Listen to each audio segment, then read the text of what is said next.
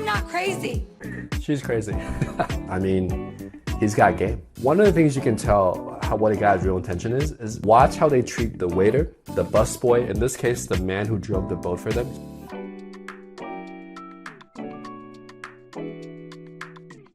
What is up, truth seekers? In this video, I'm going to break down good game by illustrating the difference between an F-boy and a nice guy.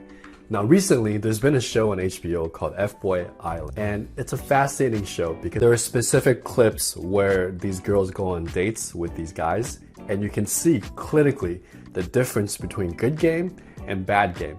And if you're a girl watching this, I'm going to show you how you can tell if a guy is a good guy or an actual F-boy, and if he's going to commit to you. So the premise is you have 24 guys, half of them are F-boys, half of them are nice, self-proclaimed nice guys.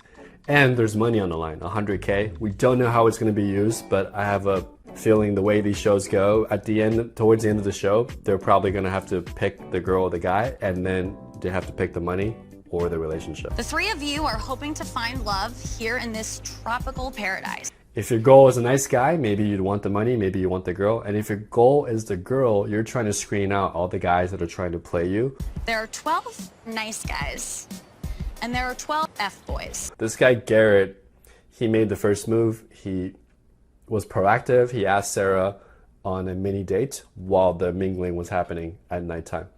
And one of the things that you have to realize is that when you're in a group of like really high value guys or guys that know game, the guy that often makes the first move has the best chance. Now, he has the best chance of getting rejected, but if his game is good, he's gonna make that good first impression. Yeah. Whenever, based off your past with dating, what have you? One serious relationship. Oh, she only had like one serious relationship? Yeah. He repeated exactly what she said, and then he paused, and so she continued. It's a very common technique that guys with good game use. It's just repeat the last few words the girl said, and just pause and almost assume that she's gonna elaborate. So the thing I took away from that is like it's not good eye contact. Just enough to love somebody. Like they also have to be compatible with your lifestyle. So these commentaries, they shoot the whole show, and then afterwards they shoot these commentaries, and usually this is how it works. They ask the guy or the girl to recap what they were thinking at that moment. So we already know from his post-show commentary that he's not a nice guy. But watch how he runs it. Yeah, never Yeah. Yeah. So. Yeah. Okay, so one of the things that you learn as you practice game is, so this is Sarah. They don't show her age. She's a social media manager. Okay, looking at her, I'm guessing she's probably in her early to mid 20s. She seems like a nice girl. She seems a little bit green, you know, in terms of understanding the world. She seems to have a good outlook on life and believe in people.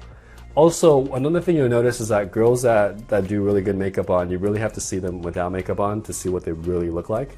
And a lot of times, sometimes I think we have this weird phenomenon in social media where girls do a little bit of too much lip injections and too much collagen injections, and they look a little bit like this. So just be careful there. You want your procedures to look natural. I like her though, she seems like a nice girl. This girl is really, just from her body language, look at the way she's sitting. Really clever, really flirty, really sexual, and really engaged. I really think I think she's a player herself, or she's very experienced with making people feel comfortable around her. How do you view life? I'm bratty. I have my dramatic moments. So you got a little toxicity? I would not say toxic. I'm not crazy. She's crazy, but she's also, she responded correctly in that situation. He seems like a nice guy, but he just doesn't know what to say, or he says the wrong thing. Sometimes when we're nervous, we do that. Also, he made a jump. Maybe in his life, crazy girls tend to be a little bit toxic or a little bit negative. You can tell by his expression that he didn't have good experiences with girls that are too much high energy and all over the place. So that was his assumption. It could be that she is like that, but you shouldn't make that assumption on the first date. Anywhere. Does she need a drink? The fact that Colin is coming in, that's kind of rude, but I like it. We obviously don't have something in common if that's what you like. Okay, this guy's pretty clever. So of all the girls, I think Nakia is the most immature. So what happened was this one guy came in, sat down while another guy was getting her a drink, and she was like, yeah, but I kind of like that. So she's basically admitting that she likes guys who break the rules. She likes guys that don't respect other guys. And this guy was very clever. He made a comment. He's like, well, that's not for me. You know, I'm not looking for that type of girl. So he's actually responding in a very healthy way. Yeah. What are you drinking? I can't move now because if I move, he gonna shut me. The truth about dating interactions. We are taught by society, by what's PC, what's correct, that we should wait for a woman, we should ask her for permission, we should be a white knight.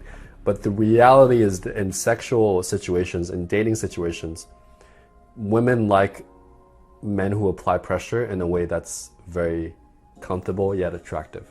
In other words, I'm giving you sexual energy, right? And that pressure is nature's way when feminine and masculine kind of coagulate. And when that happens, there's that sexual tension. Now, people don't talk about this publicly, but it's what happens in dating situations. Now, obviously, the younger the girl, the more she's going to be open to types of pressure that are a little bit more aggressive, a little bit more unhealthy, like guys competing for her attention, guys like stealing time with her. Because with that immaturity comes like this drawn to the excitement. It's the same way for a guy. When I was in my 20s, I'd be drawn to this like sexy bad girl who kind of breaks the rules and isn't always polite to everybody, but there was something mysterious in that draw about her, and you're caught up in that emotion. As you get better at game, you can apply pressure, but you can apply it in a way that's fun, exciting, and still in high integrity with who you are. And that is a different level of game. I can tell from this interaction that they both are either pretty young in their 20s or they're not emotionally super mature yet. However, I think this guy is super smooth. The way he talks, it's very attractive, a little bit feminine. His whole demeanor is just very charismatic, and I can see why the girls like him. CJ said I look like I would ruin her life. I hope that I can prove to her that I'm not a F-boy. Okay, so interesting telltale sign. If you look at his micro expression, Pete, he says, I'm not an F-boy. And then for a moment there, you can see the micro expression where he kind of smiles like, yeah, but I am. So you can, if you learn to read micro expressions, you can slow down the videos by about 50% on YouTube and just rewatch it over and over again. Women are better than this than men are, but you can train your brain literally to start picking up micro expressions. These are 0.2 to half a millisecond of minor expressions that come up when people are talking, and you can train your brain to actually identify them. A side note, I love this show because it's very diverse. It's not just like The Bachelor, cast of mostly white guys. They have black guys, they have 2 Asian guys. This is one of the Asian guys. Let's see how his date goes. So where are you from? I'm from Virginia. Family's from South Korea. I was raised by a single mother. That's hot. Up to this point, it's not bad. Single mother, high five. It's very surface level. I don't think he knows how to talk deep, but the vibe is good so far. One of us being bratty. Oh, okay. So we're already taking this to the next level? I love it. I appreciate it. I was like, we would look cute together. Like we did like a holiday card. Listen, if we had babies... Okay, she's playfully hitting him with the pillow, so he's escalating pretty hard, right? He's like, oh, we're already there, let's have babies. So he is definitely applying pressure, but he's taking it like almost assuming it going very quickly. And this is a common trait with F-boys, which is they will escalate on their own timeline, and they will try to push for a timeline that's faster than what's normal for a regular girl. But CJ, I actually like this girl. The way she responds is very, very calibrated. It's going well. He is pushing a little bit, and she's kind of playfully punishing him a little bit. But this interaction so far is pretty good, in my opinion. What do you do for fun? For fun? Sleep. Oh, I love sleeping. So we're gonna be sleep buddies. But we are seeing is that this guy is saying more than 2 times now, oh, we're taking it there. We will have cute babies together. And then now it's like we should sleep together. Also, like, what do you do for fun? Sleeping? That's like such a weird, it's a weird thing. And I'm surprised that she's like, I love sleeping. I don't know if she was like deliberately saying that to trick him, or maybe she really does love sleeping, but it's a weird thing to say as a hobby. He also uses a high five a little bit too much. I will say that the cute babies thing, I see a lot of Asian guys use it. It's actually not bad. He's just saying we have cute babies. I usually say, you know, if in some other alternative world that we did have babies together, they would be super cute, you know, just because of our genetics. And I would make it more of like a science experiment than let's have babies together. That's how I run that particular thread. But in this case, now you're getting like the F-boy alert because of the stacking of things that he's saying that indicate to her that he is fast pacing. That's how he runs his game. Okay, so I like this girl CJ. She's funny, dude. So pterodactyl it's a code word. So girls have code words or code phrases or kind of signs when they're in trouble. They'll have their friends text them, or oh, I have to go. Her code word was pterodactyl, and I like that she's decisive. She's like, all right, this guy, I gave him a few chances. He, red flag. Now everything makes sense. She's like, you know what, I think he's an F-boy, and she just gets up and leaves. Okay, so if anything, she's decisive, and I like that. I'm not happy that my Asian brother didn't get more time with her, but I like that how she evaluated the situation. I think she's probably the most socially savvy of the three girls, and the more I watch her, the more I'm impressed by how she susses out all these guys. I was like, wow, she walks with grace. She's got a beautiful smile. I would love to have 2 minutes with you. Okay, so with Garrett, it's hard to tell by the way that the show cut this, but I think what was happening was Nakia and this guy that she likes is getting a drink, and then Garrett walks by on the side and says, hey, if you have time, I would love to get 2 minutes with you. Actually, in a different world, I could see how that would work. The mistake that he made was when a girl's with someone that she likes, when you interrupt her, you better bring some massive value. She should really like you. So in other words, if you don't have that value, you're interrupting them. So I don't know if Garrett has game or not from this cut, but one of the things that you don't want to do is you don't want to ask for permission, like, if you have 2 minutes, I would love to get time with you. You should just be like, hey, do you mind if I steal you away for just 1 minute, 30 seconds? And you want to do that not when she's with someone and she's having a good time. You want to do that when the energy is starting to kind of go into a valley, right? You don't want to, as energy is going up, you don't want to come in here and interrupt that energy. You want to be like, this is the high.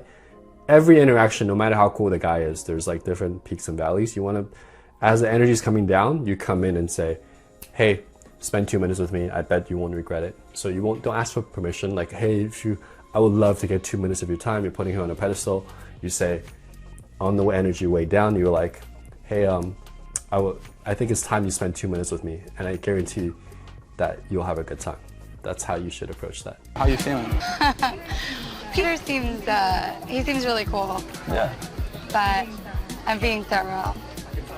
CJ is really smart. So this guy Casey comes in, hangs out with CJ. Right away they have chemistry, and he says, how did it go? And CJ didn't throw Peter under the bus. He said he's interesting, it was interesting, but she says, I'm being thorough. So instead of saying, yeah, I think he's an F-boy, and I stopped talking to him, she's just saying, yeah, he's nice and I'm being thorough. So she's very socially savvy. I could tell when you walked up, though, your confidence was for sure. It has a cute ring to it. Yeah. Okay, so, I mean, obviously the camera and editing team did a great job here, but the way they're sitting next to each other, the way she's playing with her hair, she likes him. There's chemistry here. It's a very powerful body language, okay, if you just read it. They like each other. To be honest, this guy's very smooth. He's got the smile, he's got the boyish charm. He is smooth with his conversation skills. I mean, he's got game. I don't know if he's a player or not. He seems like a nice guy, but the level of game that he has, if I had to bet like right now in the first episode, I would say he's an F-boy. But I like him. He's a very charismatic, likable guy. Who are you? I'm an F-boy. I move refrigerators for a living. Okay, that's funny. So in life, you get these guys, and I met a lot of them in San Diego. They are so free-spirited. They are who they are. They make corny jokes, but they love it. They have close friends. They have good relationships. And these guys usually, when they date around, they find girls that really like them. And they have like a very specific niche. And they're just what we call free spirits. They don't think about running game. They don't have that analytical mind of running game. They're just themselves. And they know that if they're themselves long enough, that some girl will find them attractive. However, in this particular case, Sarah didn't find him attractive. Also, fridge boy, moving fridge, there's not a lot of value there, right, in terms of social value. So that's the trade-off that these guys have. They're free-spirited, they seem to have a good time, they're always happy, but they don't always get the result that they want. And I've seen this happen over and over again. But I would honestly say that over the years, my friends that are like that usually are very happy regardless. So You can't knock them. With some of these guys. I don't know. There's definitely some F-boys amongst these guys. Like who? Kid Com. So here's the problem with Chris. Every reality show you have the villain or the drama maker. I don't know if they're like encouraged by the show's producers to do it, but here's the problem in game when you do that. You are trading utility for something else. So in game, sometimes a guy will be like, oh yeah, I can get you that apartment, or yeah, I can go shopping with you. And the girl will hang out with him because she's getting value from him. In this case, CJ thinks that she's getting value from him, right? She thinks that she's getting information from Chris. So what's going to happen most likely, haven't seen the other episodes, but she's going to keep him around. He's going to feed her information. And then towards the end of the show, she's going to cut him. The guys who trade information or value for a romantic relationship, it's a transactional relationship. And so it never lasts because there's nothing holding it that's like of principle. So this guy is not going to he might get far because he's adding value to her, but he's not going to win the show. Okay, this date I really like. This is with Garrett and Sarah, and they got a beautiful date.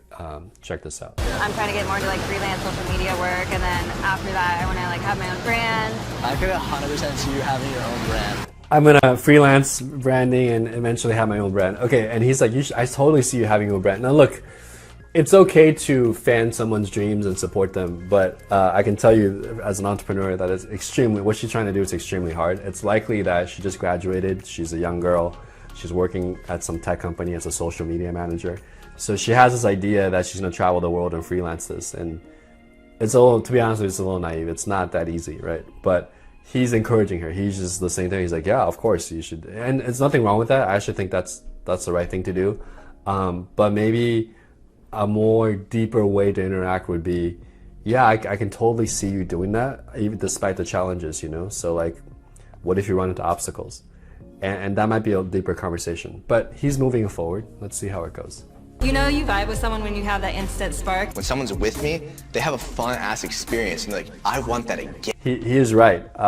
F-boys in particular, guys with a good game, it's almost like a dopamine hit to the arm. It's like, oh, the energy's there, that's fun. And when they're gone, the energy goes with them.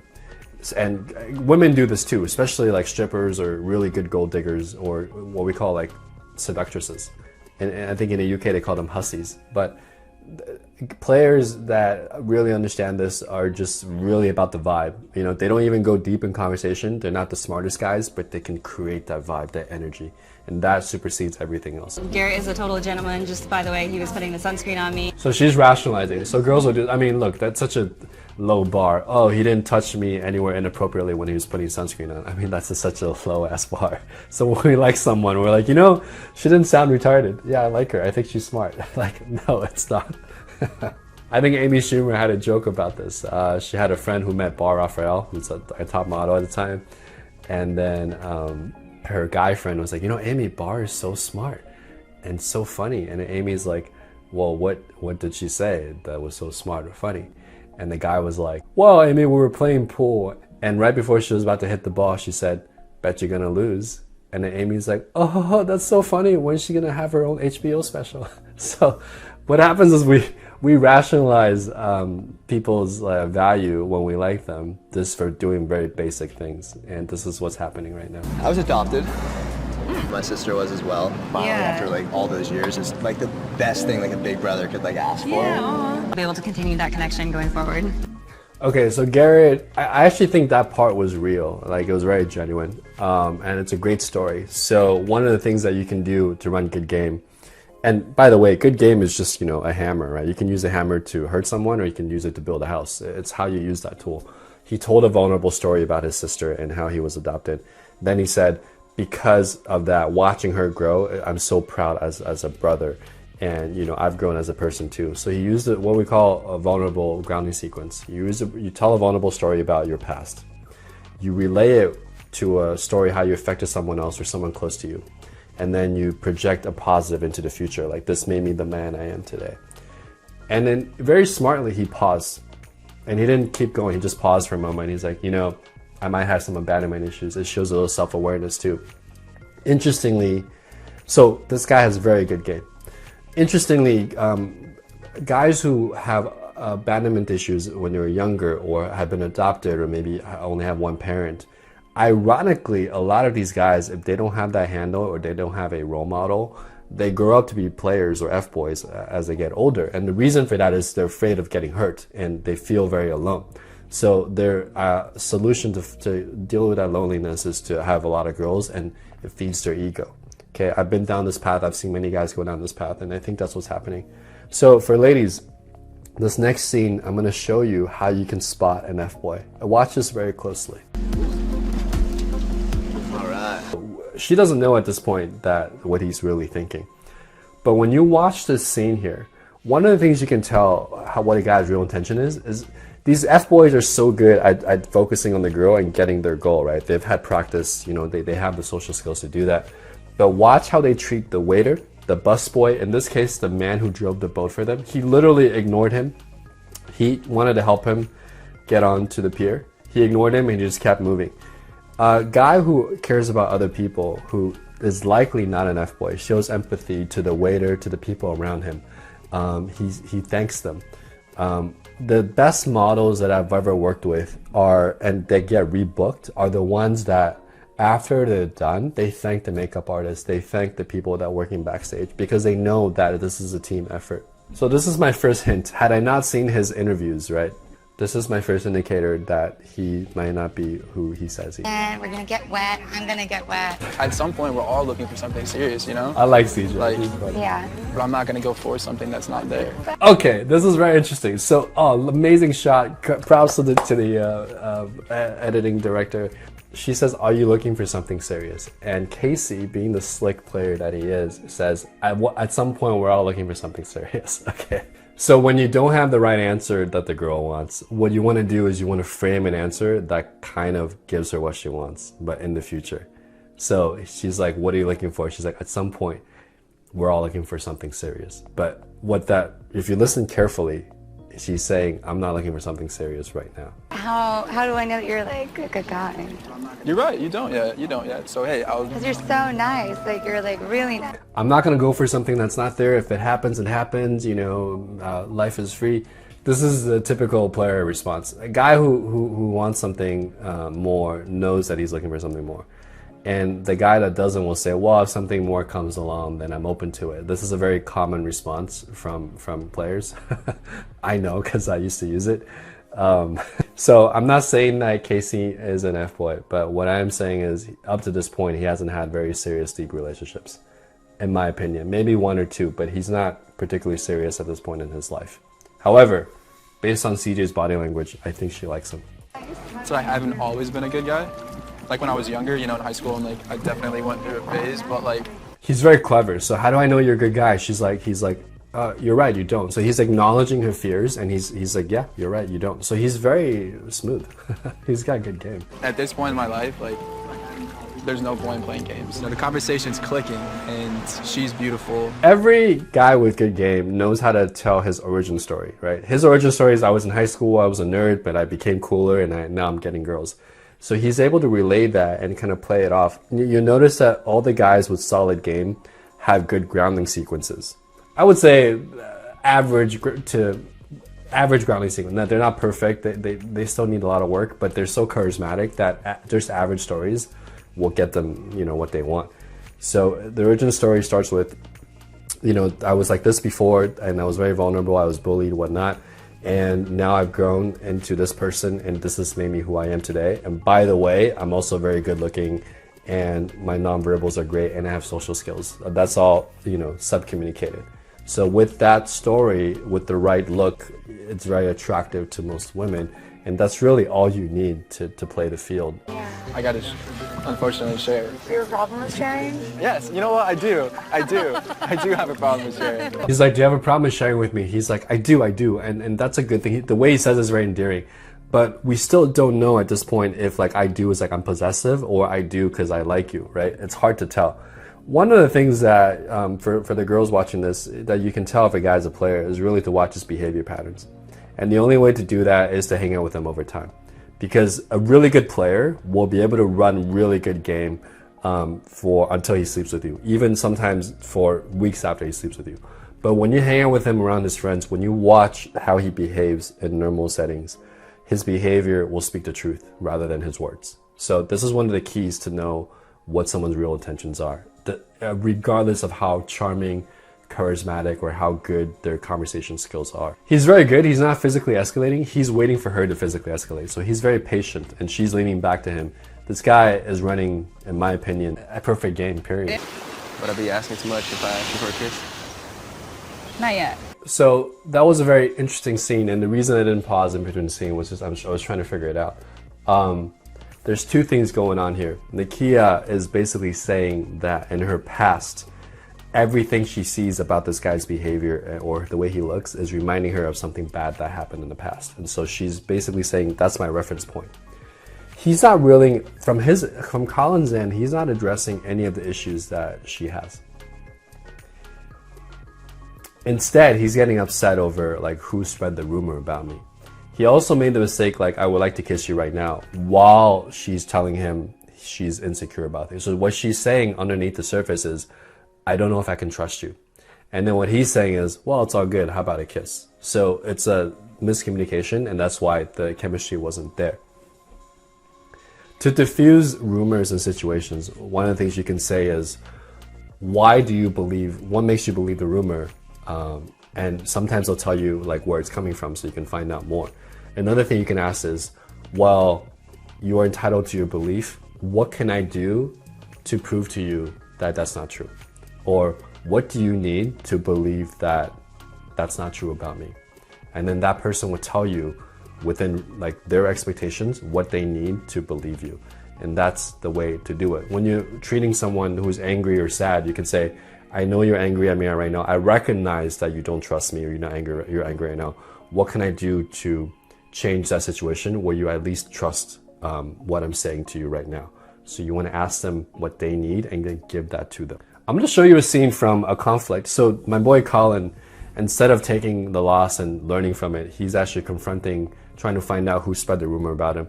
And one of the things that you want to find out, girls, if you're watching this, is how a guy handles conflict. In fact, how anyone handles conflict tells you a lot about the character. So watch this scene, and I'm going to show you why this scene will give you a lot of insights into who this guy is. I just don't trust you. I don't trust you.